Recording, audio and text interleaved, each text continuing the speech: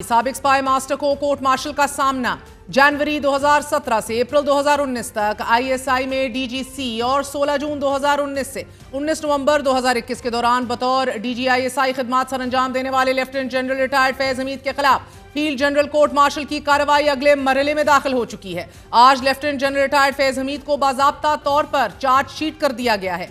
ISPR की जानिब से जारी प्रेस रिलीज के मुताबिक पाकिस्तान आर्मी एक्ट की दिफात के तहत lieutenant general Faiz Hamid retired के खिलाफ कार्रवाई शुरू कर दी गई है। साबिक DG ISI general retired Faiz Hamid पर सियासी सरगर्मियों में मुलव्विस होने का इल्जाम है। आईएसपीआर के मुताबिक साबिक डीजी आईएसआई को सियासी सरगर्मियों और ऑफिशियल सीक्रेट एक्ट की खिलाफ वर्जियों में मुलव्विस करार दिया गया है। आईएसपीआर के मुताबिक जनरल रिटायर्ड फैज हमीद की रियासत की सलामती और मुफाद को नुकसान पहुंचाने और इख्तियारात के नाजायज इस्तेमाल का मुर्तकिब भी करार दिया गया है। साबिक डीजी आईएसआई पे सरकारी वसाइल के गलत इस्तेमाल और अफराद को नाजायज नुकसान पहुंचाने का मुर्तकिब भी करार दिया गया है। आईएसपीआर के मुताबिक मुल्क में इंतशार और बदअमनी से मुतल्लिक पुरतशद्दुद वाकयात में फैज हमीद के मुलव्विस होने से मुतल्लिक तफ्तीश भी जारी है। इन पुरतशद्दुद और बदअमनी के मुतअद्दिद वाकयात में 9 में से जुड़े वाकयात भी शामिल तफ्तीश हैं। आईएसपीआर के मुताबिक इन मुतअद्दिद पुरतशद्दुद वाकयात में मजमूम सियासी नासिर की ईमा और मिली भगत भी शामिल तफ्तीश है। पाक फौज के शोबा ताल्लुकात आमा ने वाज़ेह कर दिया है कि फील्ड जनरल कोर्ट मार्शल के अमल के दौरान फैज हमीद को कानून के मुताबिक तमाम कानूनी हकूक फराहम किए जाएंगे। सबसे पहले जानने की कोशिश करते हैं कि इस प्रोसेस में हो क्या रहा है, अंदर की खबर क्या है। हमारे साथ पाक फौज के शोबा कानून यानी कि जैक ब्रांच से ताल्लुक रखने वाले कर्नल रिटायर्ड इनाम रहीम मौजूद हैं। इनाम रहीम साहब, बहुत बहुत शुक्रिया साथ देने का। Field general court martial military court में फर्क बता दीजिएगा, as military courts don't exist as we speak. में आर्मी के अंदर अपना एक सिस्टम है जो रेगुलर सिस्टम चलता रहता है, जिसको एफजीसीएम कहते हैं, फील्ड जनरल कोर्ट मार्शल। जब आर्मी के अंदर कोई भी लोग जो सर्व कर रहे होते हैं अगर कोई जुर्म करते हैं तो कन्वीनिंग अथॉरिटी जो है उस इलाके की, जो फॉर्मेशन कमांडर होते हैं, वो कोर्ट बना लेते हैं और उस कोर्ट को फील्ड जनरल कोर्ट मार्शल कहते हैं। मिलिट्री कोर्ट्स तो आम बनाई जाती हैं, जैसे ये 9 मई वाले के ऊपर मिलिट्री कोर्ट्स बनाएगी सिविलियन का, जिसमें ट्रायल हुआ। लेकिन ये एफजीसीएम फौज का अपना एक सिस्टम है जो जहां भी कोई जुर्म होता है, कोई अफसर जुर्म करता है या कोई सिपाही जुर्म करता है, तो keeping in view the sentence. देखें ना, फौज में 3 किस्म की कोर्ट्स हैं, एक समरी कोर्ट मार्शल है, एक डिस्ट्रिक्ट कोर्ट मार्शल है, एक फील्ड जनरल कोर्ट मार्शल है। समरी कोर्ट मार्शल जो है वो 1 साल तक की सजा दे सकता है, लेकिन वो आमतौर पर सिपाही और हवालदार तक के लिए बनाई जाती है। डिस्ट्रिक्ट कोर्ट मार्शल जो है वो 2 साल तक की सजा दे सकता है, और जो फील्ड जनरल कोर्ट मार्शल है वो सजाए मौत भी दे सकता है। तो जो भी कन्वीनिंग अथॉरिटी हैं या फॉर्मेशन कमांडर जिनकी फॉर्मेशन में कोई जुर्म होता है, वो इस कोर्ट को कन्वीन करते हैं और उसके बाद अकॉर्डिंगली चार्जशीट दी जाती है और उसका ट्रायल शुरू होता है। ट्रायल का तरीका कार वही है जो हमारी आम अदालतों के अंदर होता है। इधर मुमकिन सजाए मौत हम देख रहे हैं, लेकिन जनरल रिटायर्ड फैज हमीद का लीगल स्टेटस क्या है कर्नल साहब? जब ये रिटायर हो गए तो is he still under the military law for the purposes of official secrets act या सिविलियन है ये?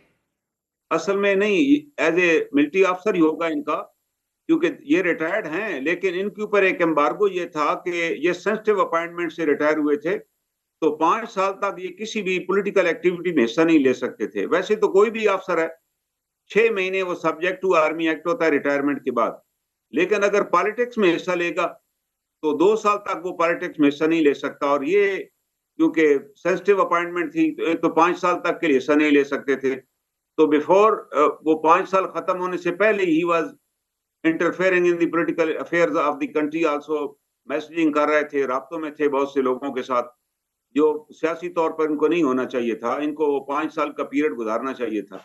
एक तो ये वजह बन गई, और सेकंड सीक्रेट एक्ट जो है, इनके पास जो सीक्रेट डॉक्यूमेंट थे और सीक्रेट एक्ट इन पे लग गया, क्योंकि आर्मी में हर अफसर जो है वो हर महीने एक सर्टिफिकेट साइन करता है कि I have gone through the secret act and I will abide by.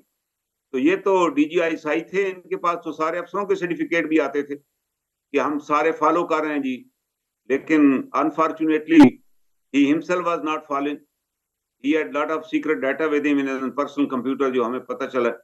और उसके बाद वो तीसरा केस था, मतलब वो मुईद खान वाला, वहां से भी इन्होंने जो काम किया वो it was not expected from an officer कि वो इस तरह का ऑपरेशन करें और लोगों को इलीगल, आप कह रहे हैं, लॉस पहुंचाएं। ये वो जुर्म था जो रिटायरमेंट के बाद भी अगर ट्रेस आउट हो जाए तो ये टाइम बार नहीं होता। जैसे ही फौज को पता चला, उसकी कंप्लेंट सुप्रीम कोर्ट में आई और चीफ जस्टिस साहब ने, बल्कि पूरी दुनिया ने सुनी, लाइव हियरिंग थी उसकी, उन्होंने रेफर कर दिया केस डिफेंस मिनिस्ट्री को कि इस कंप्लेंट के ऊपर कार्रवाई करें। तो नेचुरली फिर आर्मी के पास तो कोई और ऑप्शन नहीं था टू प्रोसीड अगेंस्ट हिम। उनने बाकायदा इंक्वायरी की, उन तमाम विटनेसेस की स्टेटमेंट लिखी गई। फिर आर्मी में प्रोसीजर ये होता है कि समरी ऑफ एविडेंस रिकॉर्ड की जाती है, जिसमें मुल्ज़म की मौजूदगी में रिकॉर्ड होती है और तमाम विटनेसेस अपनी एविडेंस पेश करते हैं। उसके बाद उस एविडेंस को देखकर चार्जशीट बनाई जाती है, जो अभी इनको दे दी गई है कि ये आपकी चार्जशीट है।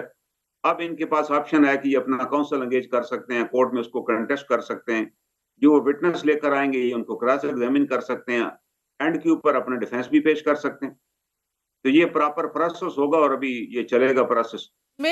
एज जैसे आईएसपीआर ने आज बताया कि हमने उसको चार्जशीट दे दी है और ट्रायल हैज कमेंस्ड। देखा जाए तो कानून की निगाह में अब ट्रायल शुरू हो चुका है। इनाम नईम साहब, मैं समझने से कासिर हूं, आईएसपीआर ने चार्जशीट पे क्यों प्रेस रिलीज आज निकाली है जब इंडाइटमेंट ही नहीं हुई? एक्चुअली उनने डायरेक्ट चार्जशीट नहीं उनने शेयर की। एक्चुअली उनने क्रक्स ऑफ दी, जो इनके खिलाफ जुराइम है इनके, उसका क्रक्स दिया है कि इनके पास ऊपर सीक्रेट एक्ट का भी चार्ज है। वो मेरा ख्याल है वो खुद ही शेयर करेंगे जब वो अपने काउंसिल से शेयर करेंगे चार्जशीट वगैरह और समरी ऑफ एविडेंस, तो वो फिर मेरा ख्याल है पूरी चार्जशीट भी मीडिया में आ जाएगी within day or so. अब तो उन्होंने एक जनरल बताया कि इनके ऊपर ये मेन जो चार्जेस हैं वो ये हैं। बाकी जो एग्जैक्ट चार्जशीट है कि इन्होंने ये जो जुर्म किया है, वो मेरा ख्याल है जब वो अपने काउंसिल से मिलेंगे उनको कॉपी देंगे तो उस जरिए से फिर मीडिया में भी आ जाएगी। और कर्नल साहब ये समझाइएगा, ये मिलिट्री ट्रायल अमूमन तो अरेस्ट के बाद सिविल कोर्ट चार्ज फ्रेम होता है बाय अ मजिस्ट्रेट और अ सिविल जज, and then the military takes over, request करती है जब मजिस्ट्रेट चार्ज फ्रेम कर दे। Military can only arrest an accused person, charge under the law सिर्फ मजिस्ट्रेट कोर्ट ही कर सकता है। तो ये फरमाई दीजिएगा कि इधर क्या अप्लाई हो रहा है एग्जैक्टली? सिविल में इसी तरह होता है, कोर्ट में आप पेश होते हैं और जज जो है वो चार्ज फ्रेम करता है। आर्मी में इस तरह नहीं होता। आर्मी में पूरी लीगल ब्रांच होती है जिसके पास सारी एविडेंस जाती है। जज एडवोकेट जनरल ब्रांच है आर्मी की, जिसका काम है कि एविडेंस को देखकर वो चार्ज फ्रेम करते हैं और उस चार्ज के ऊपर कन्वीनिंग अथॉरिटी फिर कोर्ट कन्वीन करती है और उसके ऊपर फिर कोर्ट बनती है और कोर्ट आगे उसी चार्ज पर प्रोसीड करती है। क्योंकि आर्मी में जो लोग होते हैं वो को बराह रास्त जुडिशरी से नहीं आए होते, उनके पास नॉर्मली वर्किंग नॉलेज होता है आर्मी का ही, तो उसके लिए they have a separate zag department जिसमें लॉ क्वालिफाइड अफसर होते हैं, ये उनका काम होता है। सो आप बार बार यही कह रहे हैं he is not considered a civilian. आपके केस में भी मुझे याद है जज वकास रऊफ थे पिंडी बेंच के, इनाम रहीम साहब, एक्यूज कैसे अरेस्ट कर लिया ये सवाल उठा रहे थे तब। Only a magistrate can declare him an accused. और फिर आप ये जानते हैं कि दीगर केसेस भी ऑन रिकॉर्ड हैं, ब्रिगेडियर FBLE केस 1975। आपकी बात दुरुस्त है। मेरे वाले में इशू ये था कि किसी भी सिविलियन को आप आर्मी अरेस्ट नहीं कर सकती। हाँ। आर्मी के पास इख्तियार ही नहीं है अरेस्ट करने का। मैं तो 2007 में रिटायर हो गया था। I had no business with the army. I was residing in my house, they raided my house और मेरे से कोई चीज भी बरामद नहीं हुई। वहां उन्होंने और जई जब जस्टिस वकार साहब के पास वो केस आया, वकास साहब के पास, उन्होंने यही सवाल किया कि आप आर्मी उस सूरत में अरेस्ट कर सकती है सिविलियन को if he enter into a prohibited place, और उस प्रोहिबिटेड प्लेस में आए तो आर्मी अरेस्ट कर सकती है, अरेस्ट करके वो सिविल के हवाले करेगी इफ इज अ सिविलियन। तो ये तो अभी तक उस 5 साल वाला जो फ्रेमवर्क था उसके अंदर अभी भी फॉल करते थे। विद इन 5 इयर्स वाला जो इनके ऊपर था कि ये 5 साल तक किसी पॉलिटिकल एक्टिविटी में शरीक नहीं हो सकते थे। तो he was with in the jurisdiction of. और सेकंड, मैंने अपनी सर्विस में कोई ऐसा जुर्म नहीं किया था जिस पर ये मुझे गिरफ्तार करते। इन्होंने अपनी सर्विस के दौरान वो एक डकैती की, वो जो मुइज खान के घर पे जो रेड किया इन्होंने, वहां से 400 तोला सोना जो उनकी स्टेटमेंट सुप्रीम कोर्ट में आई वो ले गए वहां से। ये सेक्शन 40 का ऑफेंस है, ये भी टाइम बार नहीं होता। Whenever the matter would be reported, अगर आपने किसी सर्विसमैन को या किसी सिविलियन के भी माल को नुकसान पहुंचाया है या असासे को मिसयूज किया है, मिसयूज ऑफ अथॉरिटी की है, तो ये टाइम बार नहीं होता। You will be recalled.